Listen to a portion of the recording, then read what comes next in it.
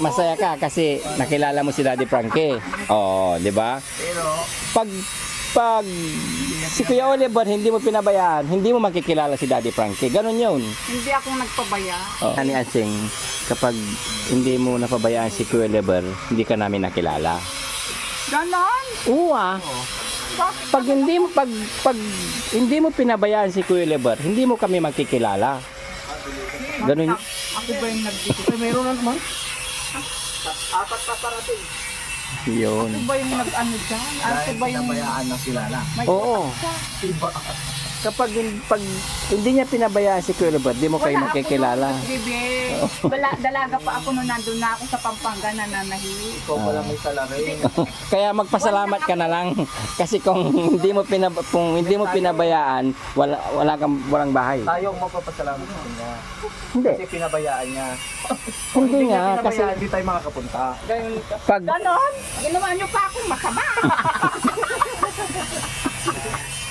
hindi naman Nanay Ansing. Dalaga pa ako Masaya nung ka nasa ba? Pampanga na ako. Masaya ka kasi nakilala mo si Daddy Frankie. Oo, di ba? Pero, Pag si Kuya Oliver hindi mo pinabayaan, hindi mo makikilala si Daddy Frankie. Ganon yun. Hindi ako nagpabaya. Oh. ito may second floor pa. Hindi, may taas naman yung bahay ko. Eh, okay na yun. Naka-elevated naman na yan.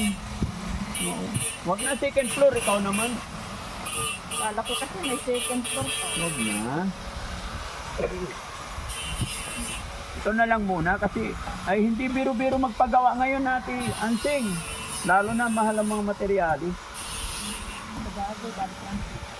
Eh doon nga, 20 years ikinulong mo si Kuya Oliver doon, naging kampante ka. Eto na maayos na yung bahay, hanapan mo pa ng second floor, ikaw talaga. Hindi naman ako yung nagpulong, Daddy Frankie, yung nanay namin. Oo, pero wala ng second floor. Kala ko kasi may second floor. Masyadong matagal yung matapos. Tag-ulan na. Tag-ulan na.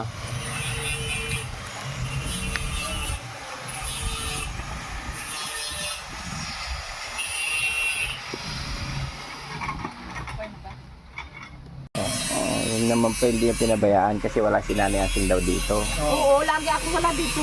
Pero pag Nasa trabaho ako lagi. Oo. Pero pag hindi niya pinabayaan, hindi makikilala si Daddy Frankie. Oo. Eh, linawin mo kay Nanay Ansing niya. Alin? Oo. Bakit ako ba yung nagdesisyon? Ay kulong pa ako. Sino ba? Yung nanay namin. Ay, nanay, parang nilambot din. Yun naman pala hindi. Si Nanay Ansing mga kababayan, yun, mapagmahal na kapatid yan. Mabait na kapatid. Hindi naman. Hindi naman ako perfecto. Oo. Hindi nga, mabait yung pag-aalaga mo kay Kuya Oliver ngayon kasi Nanay Ansing is talagang hindi mo siya pinapabayaan kaya siyempre. Kung ano yung makakaya kong gawin para mapabuti sa gagawin ko. Oo, diba? Alam mo yung ba yung kumpasibe, yung mission ko ngayon, mga anak ko, saka yung kapatid ko. Yan yung mission ko, yung mapabuti yung mga anak ko, saka yung kapatid ko. Good.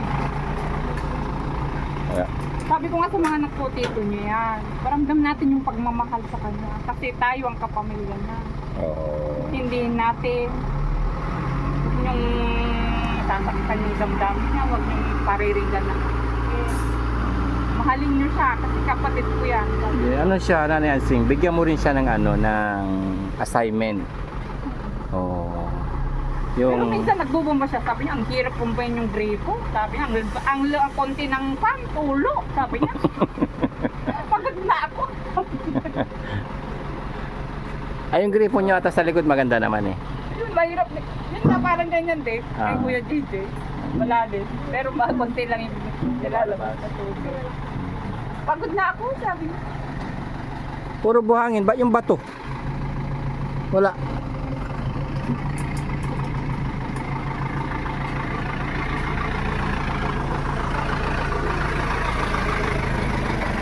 Bato naman ang dalhin nila kasi ano, yun ang kakailanganin ilalagay dyan eh. Bato muna.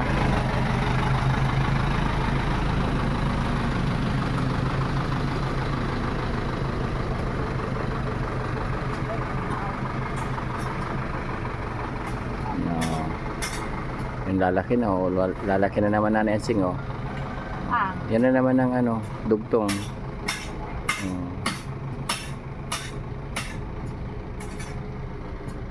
Tapos pati dun sa likod. Marami nang nag-aabang dyan. Pati yung mga taga dito na tala sa abroad. Ah. Inaabangan nila yan. Pero dahil pinabayaan, kaya thank you kami. Hindi tayo magti-thank you. Siya magti-thank you. Kasi kung Then, katapos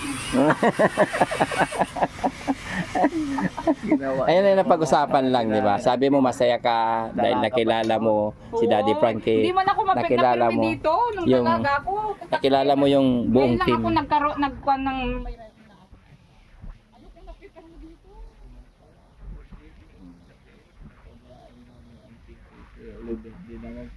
Kung di lang ako nagpusigit, di ako titigil na magtrabaho.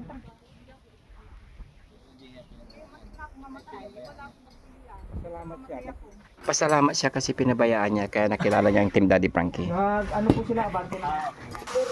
Gusto ko may second floor pa. Kasi may taas naman yung bahay ko. Eh, okay na yun. Naka-elevated naman na yan. Huwag na second floor, ikaw naman. Kala ko kasi may second floor pa. Huwag na. Ito na lang muna kasi ay hindi biro-biro magpagawa ngayon natin, Ansing. Lalo na mahal ang mga materyales. Eh doon nga, 20 years ikinulong mo si Kuya Oliver doon, naging kampante ka. Eto na maayos na yung bahay, hanapan mo pa ng second floor, ikaw talaga. Hindi naman ako yung nagpulong, Daddy Frankie, yung nanay namin. Oo, pero wala ng second floor. Kala ko kasi may second floor. Masyadong matagal yung matapos. Tag-ulan na. Pag-ulan na.